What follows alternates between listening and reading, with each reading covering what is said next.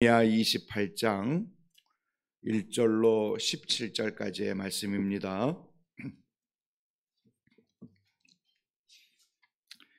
예레미야 28장 1절로 17절까지의 말씀, 우리 한 목소리로 다 같이 성경을 같이 한 장 읽는 마음을 가지고 같이 봉독하겠습니다. 28장 1절입니다. 시작.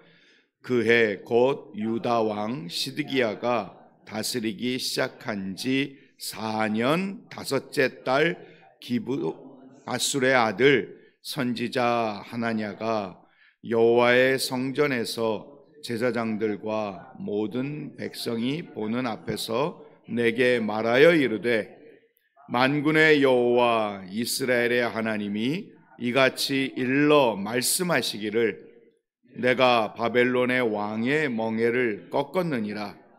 내가 바벨론의 왕 느부갓네살이 이곳에서 빼앗아 바벨론으로 옮겨간 여호와의 성전 모든 기구를 2년 안에 다시 이곳으로 되돌려 오리라. 내가 또 유다의 왕 여호야김의 아들 여고니아와 바벨론으로 간 유다 모든 포로를 다시 이곳으로 돌아오게 하리니, 이는 내가 바벨론의 왕의 멍에를 꺾을 것임이라. 여호와의 말씀이니라 하시니라.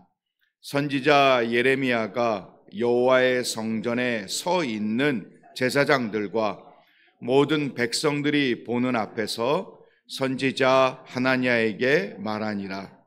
선지자 예레미야가 말하니라. 아멘. 여호와는 이같이 하옵소서. 여호와께서 내가 예언한 말대로 이루사 여호와의 성전 기구와 모든 포로를 바벨론에서 이곳으로 되돌려 오시기를 원하노라. 그러나 너는 내가 내 귀와 모든 백성의 귀에 이르는 이 말을 잘 들으라. 나와 너 이전에 선지자들이 예로부터 많은 땅들과 큰 나라들에 대하여 전쟁과 재앙과 전염병을 예언하였느니라.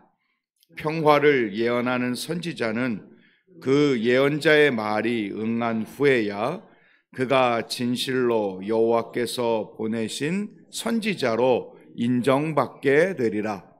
선지자 하나냐가 선지자 예레미야의 목에서 멍에를 빼앗아 꺾고 모든 백성 앞에서 하나냐가 말하여 이르되, 여호와께서 이와 같이 말씀하시니라. 내가 2년 안에 모든 민족의 목에서 바벨론의 왕 느부갓네살의 멍에를 이와 같이 꺾어 버리리라 하셨느니라 하매, 선지자 예레미야가 자기의 길을 가니라. 선지자 하나냐가 선지자 예레미야의 목에서 멍에를 꺾어 버린 후에 여호와의 말씀이 예레미야에게 임하니라. 이르시기를, 너는 가서 하나냐에게 말하여 이르기를, 여호와의 말씀에 내가 나무 멍에를 꺾었으나 그 대신 쇠 멍에들을 만들었느니라. 만군의 여호와 이스라엘의 하나님께서 이와 같이 말씀하시니라.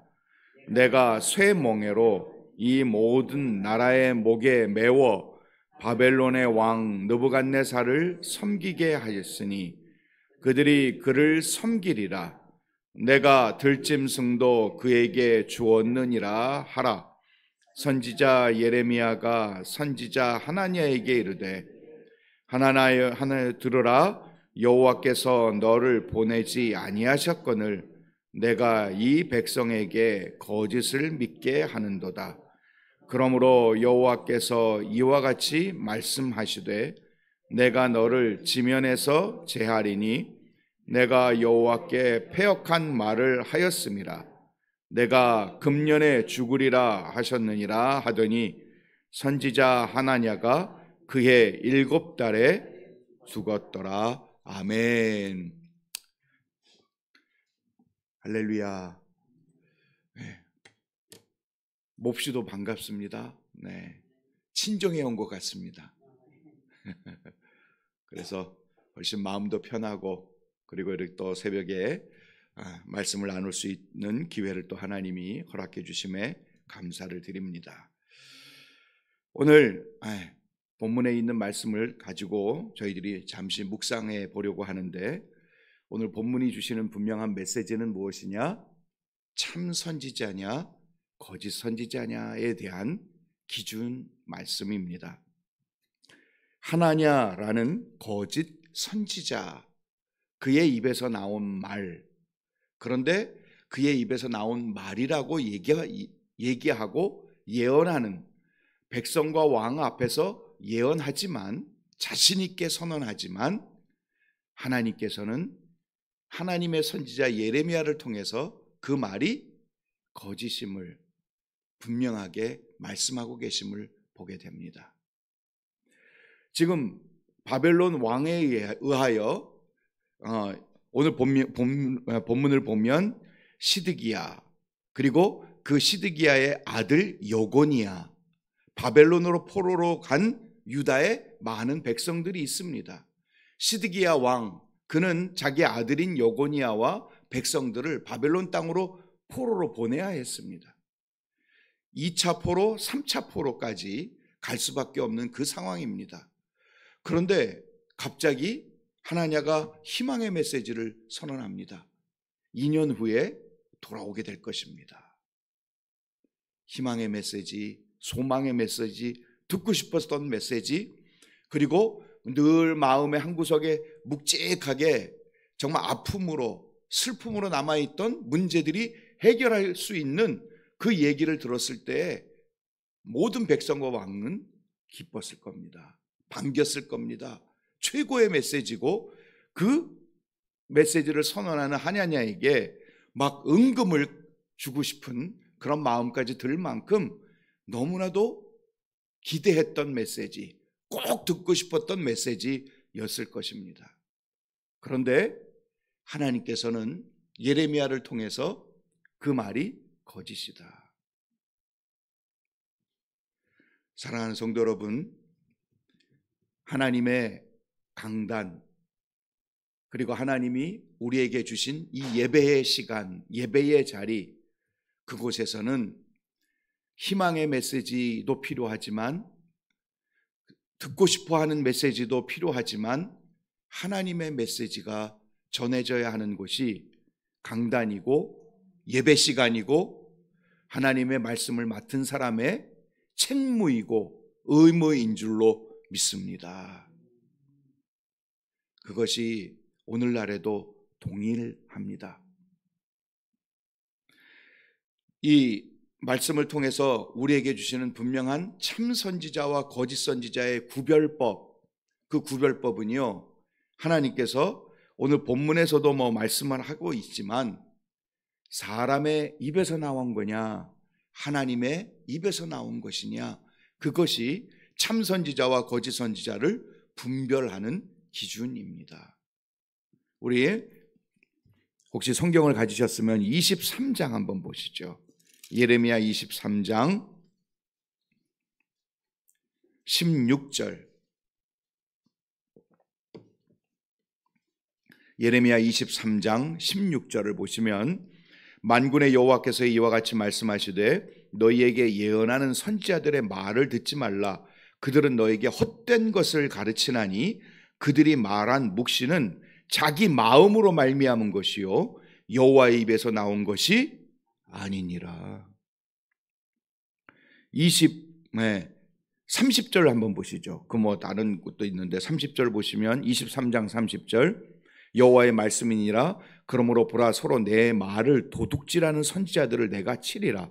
여호와의 말씀이니라. 보라, 그들이 혀를 놀려 여호와가 말씀하셨다 하는 선지자들을 내가 치리라. 여호와의 말씀이니라. 보라, 거짓 꿈을 예언하여 이르며 거짓과 헛된 자만으로 내 백성을 미혹하게 하는 자를 내가 치리라. 내가 그들을 보내지 아니하였으며 명령하지 아니하였나니 그들은 이 백성에게 아무 유익이 없느니라. 여호와의 말씀이니라. 하나님이 말씀을 주신 적도 없고 하나님이 보내신 적도 없는데 지들이 하나님 보내셨다고 얘기하고 지들이야 이게 하나님의 말씀이라고 선언하고 있는 거짓 선지자들에 대한 경고의 말씀입니다. 왜 거짓을 얘기할까요? 왜 하나님의 말씀이라고 얘기할까요? 다양한 얘기를 들어볼 수 있겠지만 결국은 자신을 드러내고 그리고 자신이 이 정도임을 확인하고 사람들에게 보이고 싶은 욕심과 욕망 속에 사로잡힌 것이 아닐까 여겨지기도 하고, 물론 월급도 봉급도 왜 왕 옆에서 메시지를 예언을 해야 하는 것이니까 녹봉에 대한 부분도 돈에 대한 부분도 없지 않아 있지 않을까 하는 생각도 해봅니다. 사랑하는 성도 여러분, 이 당시에는 하나님의 말씀이 모세오경, 모세가 기록해 준 말씀, 그리고 그 이전에 조금 하나님의 말씀이 다 기록되어진 시대가 아니었습니다. 그래서 하나님께서는 하나님이 직접 선지자에게 말씀하셔야만 하나님이 어떤 의도와 어떤 계획을 갖고 계시는지를 아는 시대가 이 예레미야 시대입니다. 예레미야도 이 당시에는 예레미야가 다 하나님의 말씀을 기록하진 않았을 겁니다.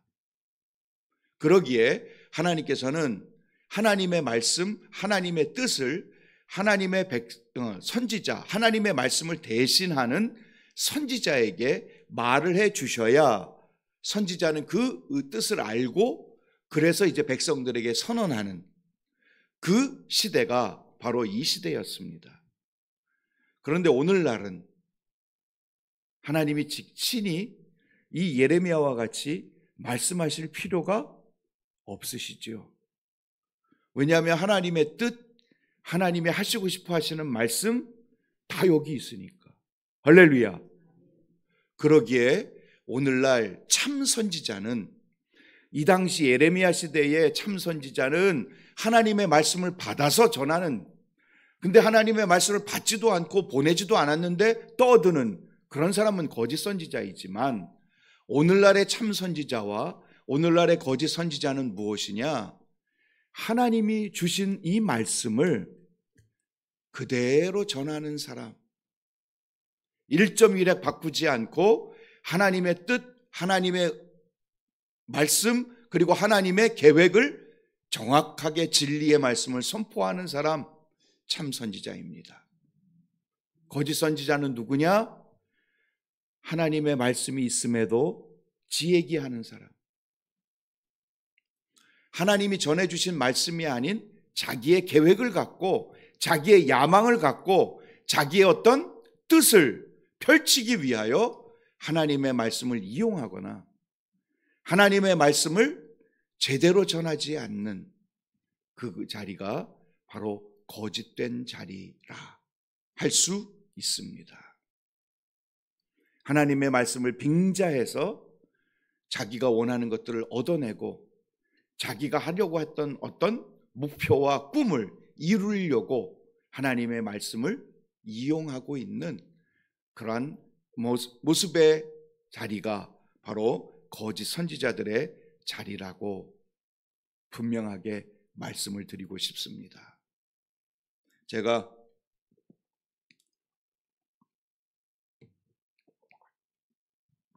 어떤 교수님을 통해서 제가 들은 얘기인데요. 미국의 한 컨설팅 회사가 굉장히 교회 목사님들에게 굉장히 유명해졌다고 합니다. 뭐냐 하면 그 컨설팅 회사는 어떤 회사냐 하면 교회 목사님의 의뢰를 받아서 그 지역에 있는 교회들을 다 파악하고 그 지역에 있는 상권을 파악해서 이 교회가 컨설팅을 받는 그 교회가 다른 교회보다 뛰어나도록, 다른 교회보다 더 잘 나갈 수 있는 계획과 더 잘 나갈 수 있는 방법을 찾아서 그거를 알려주는 그 컨설팅 회사가 뜬대요. 그래서 많은 목사님들이 그 회사에 주문을 하고 그 회사를 찾아가고 그 회사에게 의뢰를 한답니다. 우리 교회 어떻게 하면 잘 될 수 있을까? 어떻게 하면 저 교회보다 더 뛰어난, 저 교회보다 주목을 받을 수 있는 그런 교회가 될 수 있을까를 컨설팅을 받는다는 거죠. 더 심란한 이야기는 그 컨설팅 회사가 한국까지 진출했대요.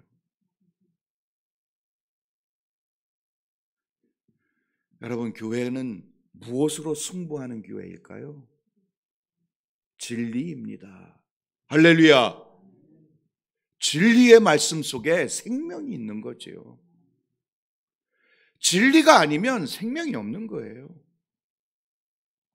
하나님의 말씀이 진실하게 전해지고 하나님의 말씀이 진실하게 나타나게 될 때 거기에 생명이 있고 거기에 진짜 진리의 길이 있는 줄로 믿습니다. 거기에 하나님의 역사가, 하나님의 함께하심이, 하나님의 능력이 임하게 될 줄로 믿습니다. 우리 일회교회는 말씀이 선포되는 교회지요. 제가 온 걸 봐도 알고 죄송합니다. 제가 농담이 이렇게 썰렁해요. 근데 우리 이태원 목사님 틀림없이 진리만 전하는 분임을 제가 너무 잘 알기에 우리 일회교회는 진리의 길을 걸어낼 수 있는 생명의 교회인 줄로 믿습니다. 그 길을 끝까지 잘 걸어가는 저와 여러분 모두가 되기를, 또 일회교회가 되기를 주님의 이름으로 축원을 드립니다. 기도드리겠습니다. 우리 말씀을 생각하면서 하나님, 참된 말씀이 선포되고 참된 말씀을 추구하고 참된 말씀을 알고 깨닫고 참된 말씀이 전파되어지는 우리 일회교회와 우리 가정과 우리가 개인이 될 수 있도록 하나님 늘 말씀 앞에 서 있고 진리의 말씀이 흔들리지 않을 수 있도록 역사하여 주옵소서.